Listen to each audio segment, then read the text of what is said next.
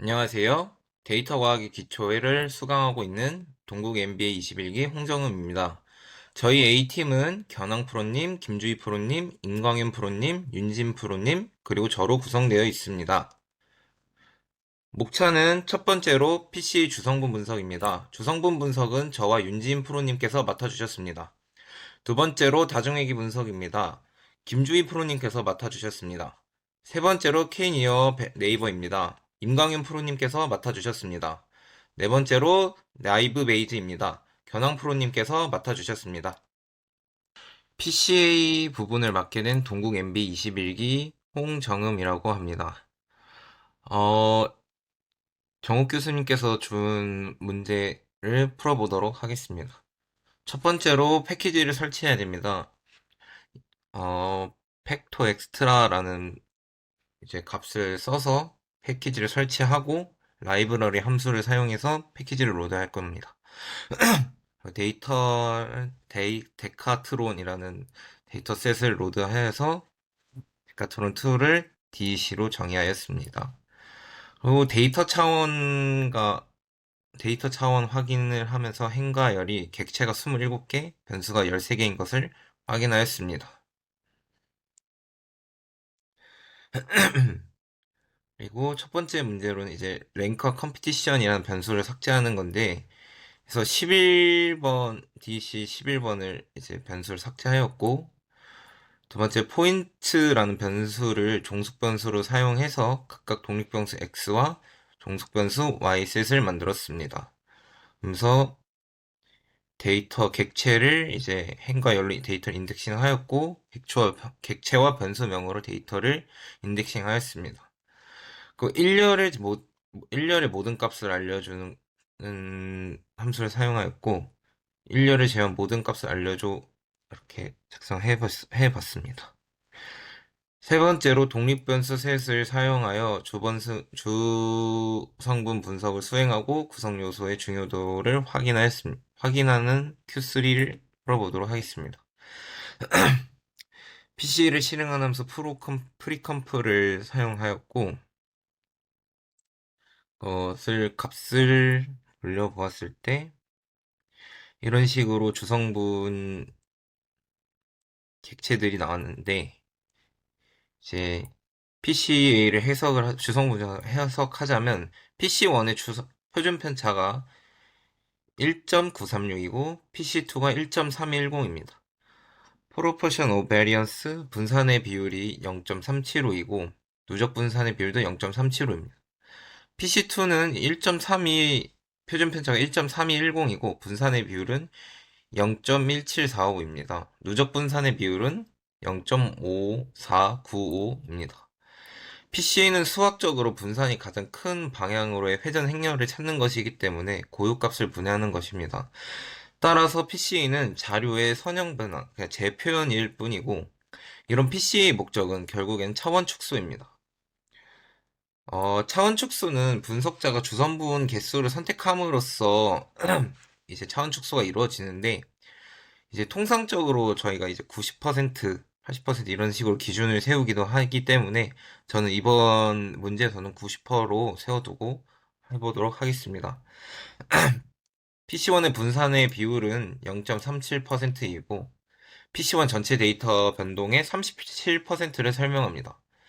PC2는 분산의 비율이 0.17%이기 때문에 PC2가 전체 데이터 변동의 17%를 설명합니다.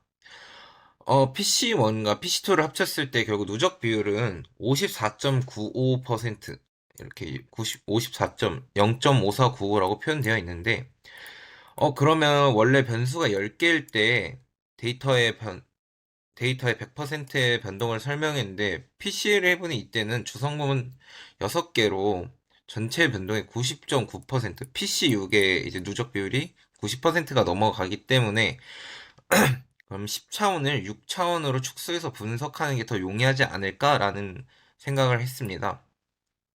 아까 일전에 제가 90%를 이제 설정하고 이제 통상적으로 90%를 기준으로 세웠기 때문에 PC6까지 이제 축소해서 분석하도록 결론이 났습니다.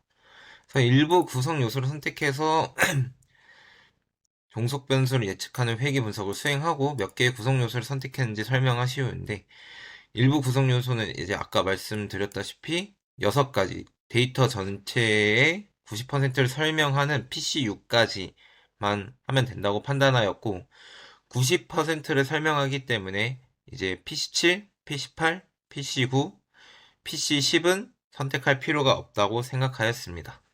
네, 이상으로 발표를 마치도록 하겠습니다. 감사합니다. 안녕하세요. 저는 데이터 과학의 기초 수업 중간 과제로 멀티플 리니어 리그레션 과제를 발표할 김주희입니다. 오늘 발표에서는 R 프로그램을 사용하여 state.x77 데이터셋을 활용해서 회귀 분석을 진행한 결과를 공유드리겠습니다. 첫 번째 문제는 데이터셋의 첫 3개 행을 확인하는 것입니다.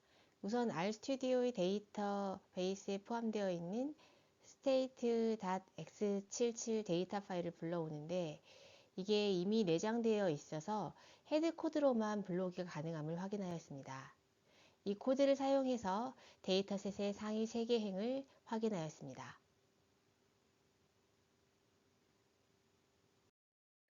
두 번째 문제는 murder, population, illiteracy, income, frost variable만 사용해서 새로운 데이터 프레임을 만들고 확인하라는 것입니다. 그래서 소스 창에 데이터 프레임 함수를 이용하여 입력하였고 그 결과 콘솔 창에서 murder, population, illiteracy, income, frost로 구성된 새로운 데이터 프레임 생성을 확인하였습니다. 그리고 저는 데이터 프레임의 상위 10개 행을 보여달라고 명령하였습니다.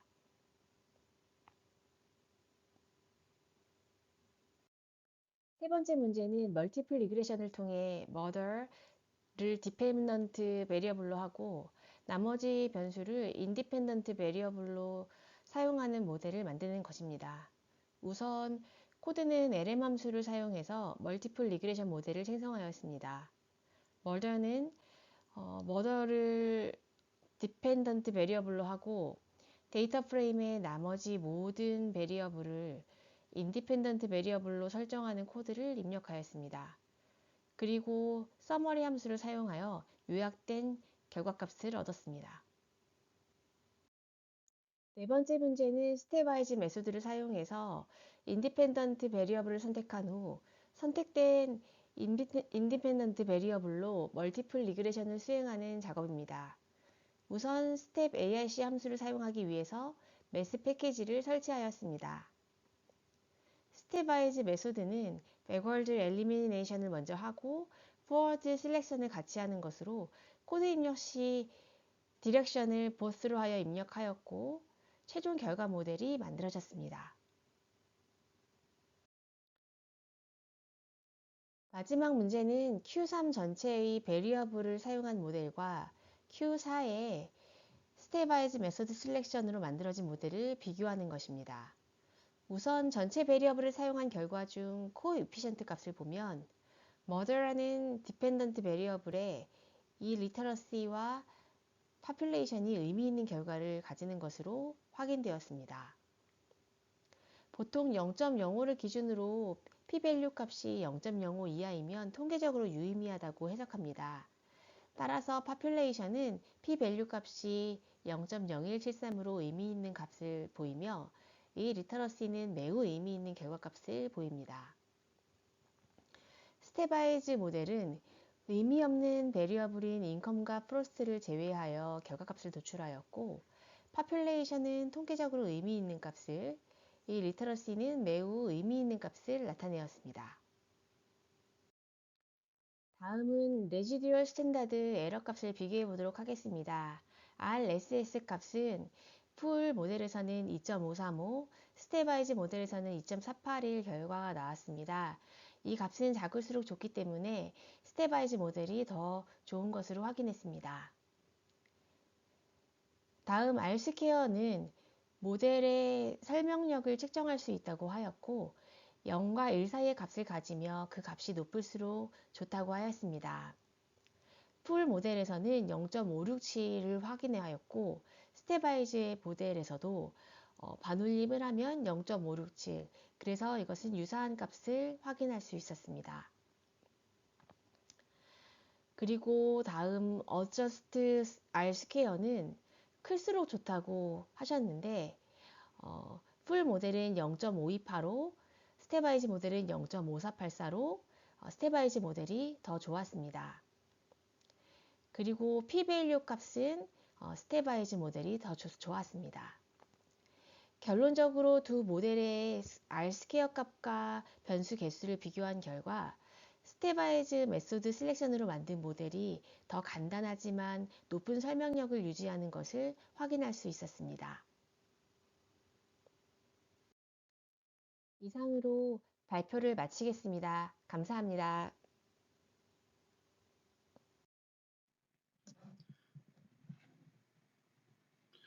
네, 안녕하세요. BDA 21기 임광윤이고 발표는 KNN을 맡았습니다. 시작하겠습니다. KN은 총 5개의 문항이 과제로 있었는데 이는 다음과 같습니다. 그래서 이런 문항을 한글로 설명을 해드리자면 첫 번째는 데이터 로드 및 결축치를 처리하는 걸로 첫 번째로 이제 피마 인디안스 다이아베이츠 2라는 데이터셋을 이제 로드하고 결축치가 있는지를 확인한 다음 결축치가 만약에 있다면 그거를 이제 제거하는 문항이었고, 두 번째 문항은 데이터를 분할을 하는데 3대 1대1 비율로 트레인, 밸리드, 테스트 세트로 나누는 거고, 그 다음에 종속 변수 다이아비츠를 기준으로 각각의 세트에 대해 독립변수 데이터셋과 종속변수 데이터셋을 생성하는 문항이었습니다. 세 번째 문항은 KNN 분류인데 처음에 KNN 분류를 수행을 하고 그 다음에 K 값이 3일 경우 학습 세트를 사용해서 검증 세트의 종속 변수 다이아비트스를 예측하고 정확도를 계산하는 문항이었습니다. 또한 두 개의 이제 실제 값과 예측된 값을 비교하는 비교도 필요를 했고요. 그 다음에 네 번째 문항은 최적의 K 값을 찾는 문항이었는데 이번에는 학습 세트와 검증 세트를 사용해서 최적의 K 값을 찾고 그 결과를 시각화하고 최적의 K 값과 이에 해당하는 정확도를 또 계산을 하는 문제였습니다. 마지막 문제는 이 아까 전에 찾은 최적의 K 값을 사용해서 KNN 분류를 이제 다시 수행을 하는데 이번에는 학습 세트를 사용해서 테스트 세트의 종속 변수 다이아비트를 예측하고 또 실제 값과 비교하며 마지막으로 또 정확도를 계산하는 문제입니다. 그러면은 이제 첫 번째 문제로 넘어가겠습니다. 첫 번째 문제로 넘어가서 이 피마 인디안스 다이아비스 2 데이터셋을 이제 제가 로드를 하였고 그래서 이제 스트럭처 함수를 이용해서 데이터셋을 확인해 보니까 이쪽에 나와 있는데 총 768개의 관측지와 9개의 변수로 이루어져 있는 데이터셋이라는 것을 확인할 수 있었습니다. 결측치를 이제 확인을 해 봤는데 결측치를 확인해 보니 이렇게 이제 결측치가 지금 현재 존재하는 점을 확인했고 가장 많았던 결측치는 그래서 트리셉스 227개, 인슐린 374개가 있어서 모든 결측치를 NA 오밋 요거를 통해서 함수를 통해서 다 제거를 하고 다시 한번 스트럭처 함수를 통해서 이제 데이터셋을 확인을 해 보니까 이 클린드 데이터셋은 392개의 관측치가 남았고 9개의 변수로 이루어진 점을 확인을 할 수 있었습니다. 그럼 다음 두 번째 문제로 넘어가서 데이터 분할을 학습, 트레인, 검증, 밸리데이션, 테스트 세트로 3대 1대1 비율 여기 3대 1대1 비율로 그러니까 100%라고 하면 60%, 20%, 20%죠. 1 비율로 분할을 하였고 이 분할을 해서 확인을 해보니 여기 트레인 데이터셋은 235개의 관측지 그리고 검증 데이터셋은 78개의 관측지 그리고 테스트 데이터셋은 79개의 관측지로 분할을 된 점을 확인하였습니다. 그 다음에 이제 이 분할된 데이터 셋을 가지고 또 독립변수와 종속변수는 다이비츠죠. 다이비츠로 각각 분리를 시켰는데, 그래서 요거는 -9, 요거는 이제 그 아홉 번째 열, 그러니까 다이베스 열만 분리를 하는 거니까 이게 이제 독립변수죠. 독립변수. 그래서 독립변수로 데이터셋을 새로 만든 게 이제 트레인 X, 밸리드 X, 테스트 X 이제 데이터셋으로 만들었고, 그 다음에 이제 9만 한 거는 말 그대로 아홉 번째 열만 따로 또 뽑아 온다는 거죠. 그래서 트레인 Y, 밸리드 Y, 테스트 Y에서 이 부분이 이제 종속변수 다이베이스로 분리를 하였습니다. 그러면 이제 다음 세 번째 문제로 넘어가겠습니다.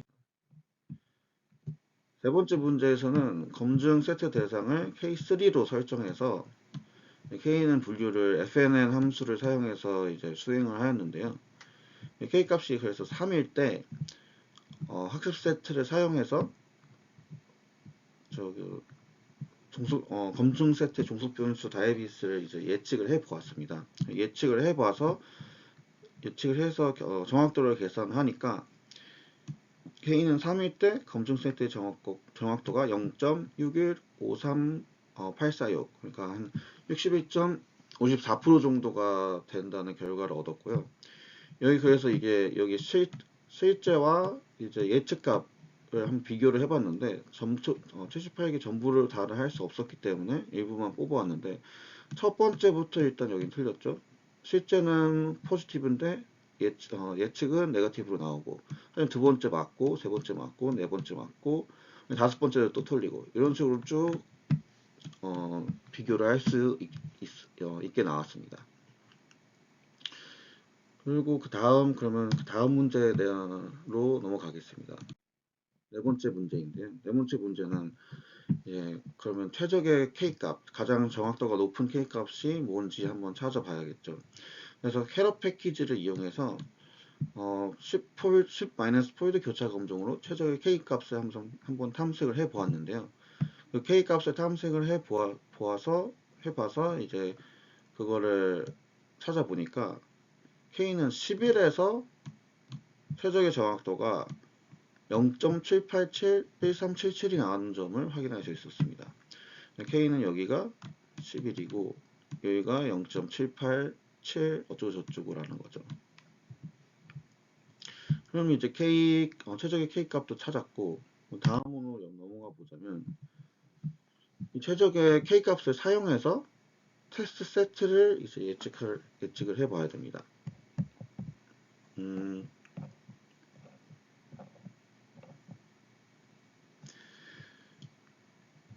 처음에 이제 그래서 예측을 해보니까 최적의 K는 11에서 테스트 세트의 정확도는 0.8481013, 그러니까 한 84.81% 정도가 나온 것을 확인할 수 있었고요. 그래서 이 부분에 대해서도 또 확인을 해보니까 첫 번째는 맞고, 두 번째도 맞고, 세 번째도 맞고, 세 번째도 맞고, 다섯 번째가 이제 실제는 포지티브인데 예측된 값은 네거티브로 이제 틀린 점을 확인할 수 있었죠. 이런 식으로 쭉 또 비교를 할 수 있었습니다. 그리고 마지막으로 그러면 이 모델 자체가 그럼 얼마나 정확도는 나왔지만 얼마나 또 효용성이 있나를 이제 컴퓨전 매트릭스를 사용해서 확인을 해 보았는데, 결과는 이런 식으로 나왔거든요.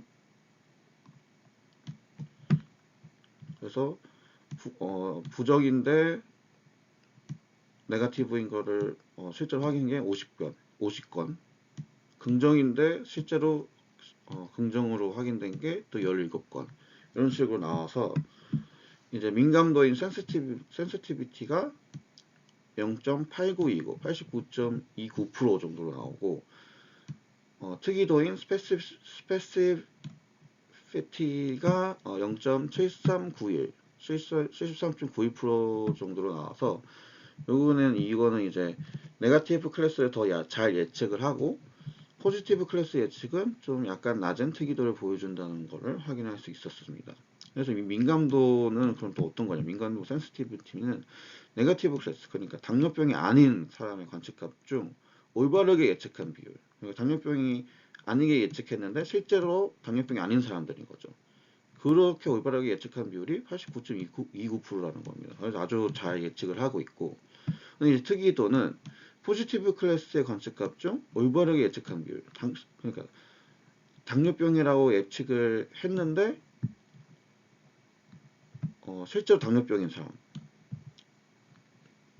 나타내는 거죠. 그래서 상대적인 낮은 이런 특이도는 이 모델이 당뇨병을 예측할 때 또 약간의 어려움을 겪고 있음을 의미하고, 이 특이도가 낮은 것은 이 당뇨병 환자를 실제로 당뇨병 환자인데 당뇨병이 아니라고 할 수 있는 거잖아요. 이거를 놓칠 수 있기 때문에 의료 분야 같은 민감한 상황에서는 조금 위험할 수 있다라는 결론을 얻을 수 있었습니다. 네, 제 발표는 여기까지고요. 감사합니다. 안녕하세요. 저는 이번 발표에서 하우스보트 84 데이터셋을 사용해서 라이브 베이지 과정을 수행하는 내용을 설명드리도록 하겠습니다. 우선 필요한 패키지를 설치를 하고요. 잘 들어왔는지를 확인을 해 보겠습니다. 그 다음에 데이터셋 안에 있는 결측값이 있는지 확인을 해보고, 결측값이 있다면 함수를 이용해서 제거를 하고 하우스보트 84 클린이라는 새로운 데이터셋을 만들어 보겠습니다. 다음으로 클래스 변수를 기준으로 계층적 샘플링을 수행을 하겠습니다. 필요한 데이터들을 로딩을 해주고요. 데이터셋을 8대1 비율로 학습 세트와 테스트 세트로 분리하려고 합니다. 이유는 8대1 비율은 머신러닝에서 일반적으로 사용하는 데이터 분리 비율로, 학습 데이터가 충분히 많아야 모델이 패턴을 잘 학습할 수 있고, 테스트 데이터가 적당히 있어야 모델 성능을 평가할 수 있기 때문입니다. 네, 학습 세트 확인했고요. 테스트 세트 확인해 보겠습니다. 다음 세 번째로는 학습 세트를 사용해서 종속 변수 클래스 예측하기 위한 라이브 베이지 분류를 수행하고 테스트 세트에 대한 정확도를 계산하겠습니다. 그래서 라이브 베이지에 필요한 패키지를 설치를 하고요.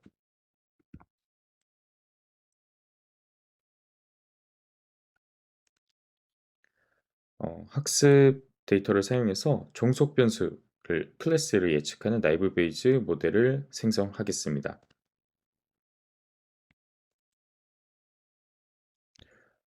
생성한 라이브 베이지 모델을 사용해서 테스트 세트에 대해 클래스를 예측을 하고요.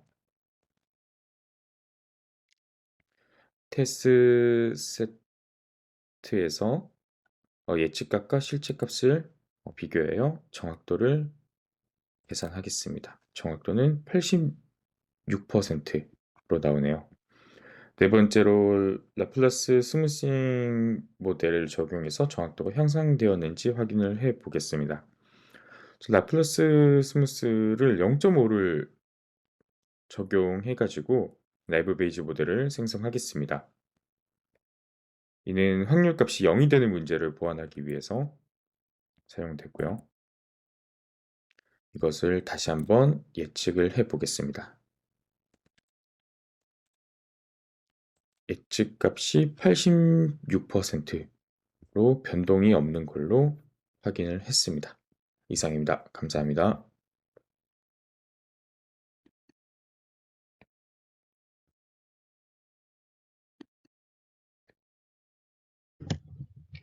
안녕하십니까. BDA 20기 윤지인이라고 합니다. 이번 계절학기의 강의에 맞춰서 PCA 기법에 대해서 발표를 하게 되었습니다. PCA라고 하는 것은 고차원 공간에 존재하는 데이터를 저차원 공간으로 사용하여서 차원을 축소하는 기법이며, 이 기법을 가지고 R 프로그램으로 구현한 다음 PCA 기법에 대해 설명하고 PCA 기법을 활용한 사례에 대해서 발표하도록 하겠습니다.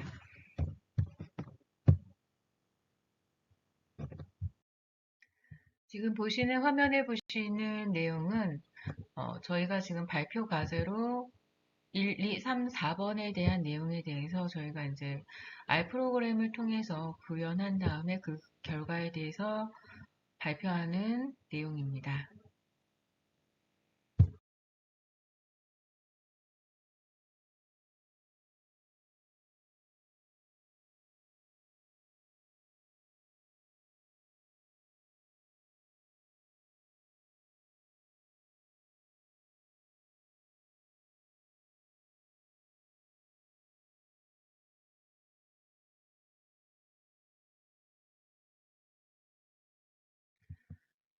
화면에 보신 것과 같이 앞서 PCA에 대해서 R 프로그램을 구현을 해서 1번, 2번, 3번, 4번의 내용으로 구현된 R 프로그램에 대한 알고리즘 내용을 보시는 것이며 Q1에 대한 내용은 데이터셋을 불러오기를 해서 특정 변수를 제거하는 과정이고 그 관련 내용에 대한 데이터를 불러온 다음에 랭크와 컴피션 변수를 제거를 하고 이에 대해 PCA를 수행하기 전에 불필요하거나 분석에 적합하지 않는 변수들을 정리하는 단계입니다. 두 번째 거는 독립변수 X와 종속변수 Y를 설정을 하고 포인트즈 변수를 종속변수 Y로 설정을 하며 나머지 변수를 독립변수 X로 설정을 하는 과정입니다. 세 번째 문제는 PCA 수행 및 중요도에 대한 확인하는 과정이며 독립변수 X에 대해 독립변수 세트 X에 대해 PCA를 수행하는 과정과 주 성분의 기여도를 확인하는 과정입니다. 네 번째 과제로는 주요 주 성분 선택을 한 다음에 회귀 분석을 수행하는 과정입니다. 주 성분 선택 기준으로는 누적 기여도가 85% 이상인 주 성분만 선택을 하며 주요 주 성분인 종속 변수 Y를 예측하는 회귀 분석을 수행하는 과정값입니다. 첫 번째 데이터에 대해서는 데이터 전처리를 통해서 분석에 적합한 데이터셋을 생성을 하며 두 번째 과제에 대해서는 독립된 변수와 종속된 변수를 분리하는 데이터 분리가 있었으며 세 번째 과제로는 PCA로 위한 PCA 기법을 구현을 해서 차원을 축소하고 주요 주성분의 기여도를 확인하는 과정입니다. 네 번째 과제로는 선택한 주요 주성분으로 회귀 분석을 수행하여 예측 모델 성능을 평가하는 과정이었습니다. 저는 PCA에서 조금 더 중요한 키 포인트로 생각하는 것은 PCA를 활용한 마케팅 분석에 있어서 고객을 세분화하여서 그룹별로 패턴을 분석하는 기법을 한번 생각을 해봤습니다. PCA 기법을 활용하여 어떠한 부분이 조금 더 현실적으로 도움이 될 수 있는 부분을 생각을 해보았고요. PCA의 활용 사례로는 이미지를 압축하는 고차원의 픽셀 데이터를 낮은 차원으로 변환을 하고 데이터를 시각화하는 데 필요한 내용이며 고차원 데이터를 2D 또는 3D로 축소하고 관련된 내용들의 성분만 남기는 노이즈를 제거하는 과정, 그리고 중요한 특징만 추출하는 모델의 성능을 향상시킬 수 있는 특성이 있습니다. 관련된 내용으로는 마케팅 분석에 사용되는 고객의 세분화, 고객의 다양한 구매 행동을 데이터 축소를 하여 그룹별 패턴을 분석하는 예로 한번 말씀드리도록 하겠습니다. 데이터 첫 번째 PCA의 구형 과정 중에 데이터셋은 고객의 데이터, 구매 빈도나 구매 금액, 선호 제품 등 그 관련 내용으로 축소를 해서 세분화한 다음에 데이터셋을 세팅을 한 다음 PCA로 주요 구매 행동을 나타내는 몇 가지 주 성분만 추출을 하고 그로 인해서 고객을 효과적으로 세분화하여 맞춤형 마케팅 전략을 수립하는데 PCA 기법을 도입하는 과정을 한번 생각해 보았습니다.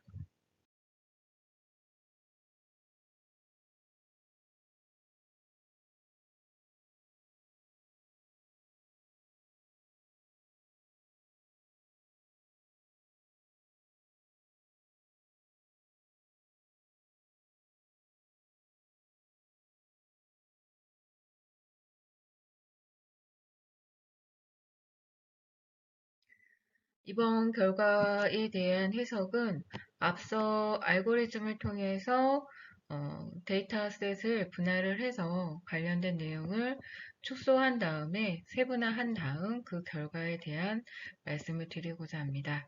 앞부분에 있어서는 알고리즘을 통해 구현한 내용이며 PCA 기법을 통해서 그 결과에 시각화는 PCA를 통해서 축소된 데이터를 2D 평면에서 시각화하고 고객들이 자연스럽게 여러 군집으로 나누는 것을 확인할 수 있습니다.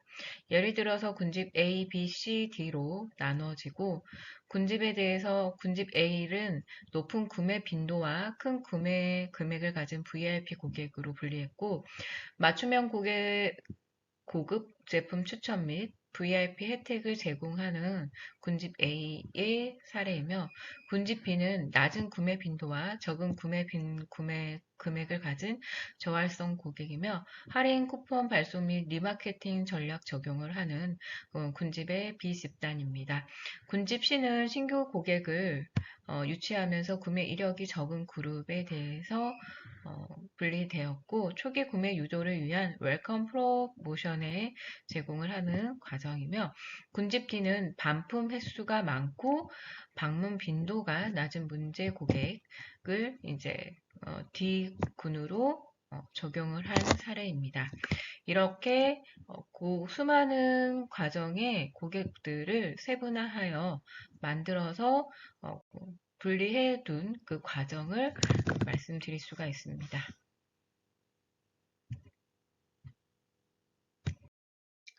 마지막으로 PCI에 대해서 활용을 하는 마케팅 전략 기법으로 노이즈를 제거하는 과정이 반영되어서 고객들의 다양한 관점을 노이즈를 제거를 해서 표준화를 수행한 다음 세분화 과정을 걸쳐서 관련된 내용으로는 마케팅 전략에 보시면은 STP 기법이라고 해서 STP 전략을 사용해서 마케팅 포피라고 하는 하나의 핵심 요소만 추출을 해서 세분화 마케팅 전략을 만들어준 하나의 내용이 있는데요.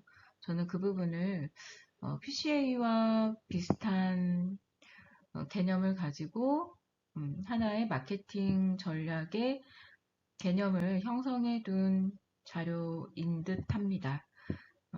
저희는 이제 제가 PCA를 잘 이해를 했는지는 모르겠지만 PCA 기법을 반영된 마케팅에 관련된 하나의 전략적 분석 기법은 STP 전략 기반으로 된 포피가 아닐까 생각합니다.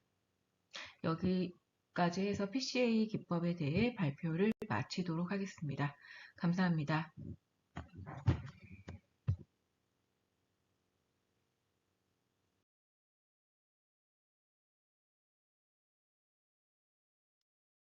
이상으로 A팀의 발표를 마치도록 하겠습니다.